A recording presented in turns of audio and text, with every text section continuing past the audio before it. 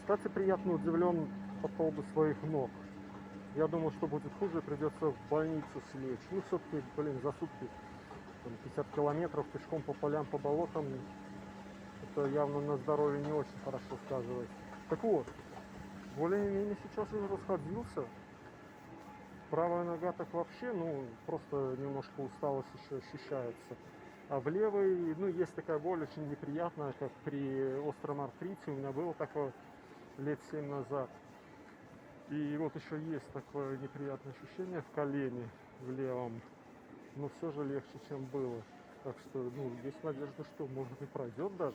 Потому что в тот раз, лет 7 назад, оно самостоятельно не прошло. Так что вот, имейте в виду, что такие длительные переходы, они чреваты проблемами с ногами. А чтобы такого не было, я думаю, что вообще-то существует способ. Ведь в армии же не было такого. Ходили мы и носили при этом много, и ходили не меньше, и не было таких проблем с ногами. Это, скорее всего, из-за того, что я не делал перерывы. Потому что какие там перерывы? Тут быстрее бы границу перебежать и скрыться нафиг оттуда. Поэтому я фактически без остановки, не знаю, часов 8 шел. Так, это до границы. И потом еще, даже больше. То есть нужно просто останавливаться иногда, дать ногам отдохнуть. Хотя бы через 15 минут. Я думаю, проблема в этом. Чтоб вы не подумали, что я немощный какой-то, постоянно вам на ноги жалуюсь. Я так объясню. Расстояние между Свеей и Дагдой 36 километров по прямой. Естественно, я шел не по прямой, порядка 50 километров, наверное, прошел. И по времени в 2:30 я сел на автобус в Полоцке, там часа 2, наверное. Может быть, часов 5, я точно не помню. Где-то часов 5 я, наверное, был в Освее. И сел в автобус уже в Дагде я 15:50, по-моему, по белорусскому времени. То есть практически ровно сутки на ногах. И вот я остановился на вышке на пару часов. И остальные остановки были там по 5-10 минут уже по дороге на Дагду уже. В Беларуси я, естественно, вообще не делал остановок. Только там в карту посмотреть на минуту-две и компас.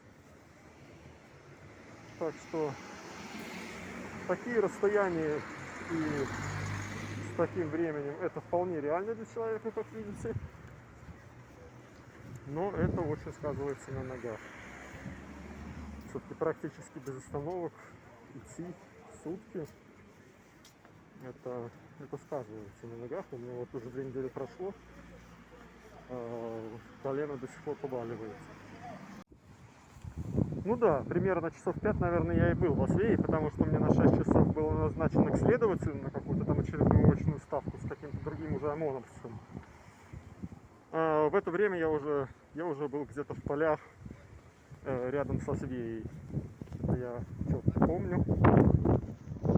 Да, и сделал я, кстати, перерыв еще в Беларуси перед самым штурмом границы. Минут на 5-10 остановился, перекуснул. Так что были еще, конечно, остановочки небольшие, да. Так что я приврал немного, не так, чтобы прям уже безостановочно. Конечно, были небольшие, на минутку-две. Стоит, наверное, оговориться, что такой поход все-таки, наверное, был немного легче, чем в армии, потому что в армии только командир знает, куда и зачем мы идем, а солдат в среднем этого не знает, он просто идет как ослик и несет еще на себе килограммов 20. Причем идет не в своем темпе, а полубегом. А тут я и подготовился нормально, то есть не так много нес, и обувь хорошая. И главное, я знал, в каком темпе я могу идти, где могу остановиться. Это, конечно, несколько облегчает ситуацию. Вдохновил меня на мой побег в какой-то степени наш белорусский беглый следователь Остапович. Да, я посмотрел его интервью и подумал, если он смог, то мне сам Бог велел. У меня есть хоть какая-то подготовка. У него, скорее всего, и не было. Сегодня как-то тепло, решил прогуляться по городу, посмотреть музей Коперника, на Вислу глянуть, набережную Вислы. Когда я бродил по латвийским полям, у меня возникла мысль, и не раз возникала мысль, присесть, разжечь костерок и отдохнуть немного.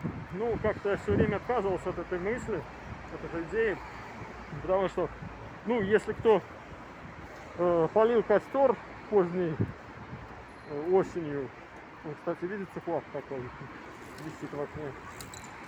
Если кто полил поздней осенью костер, тот знает, что повернись к костру лицом, лицу тепло, спина мерзнет, повернись спиной, спина теплее и лицо мерзнет. Так себе отдых, сомнительное удовольствие, поэтому я решил потерпеть.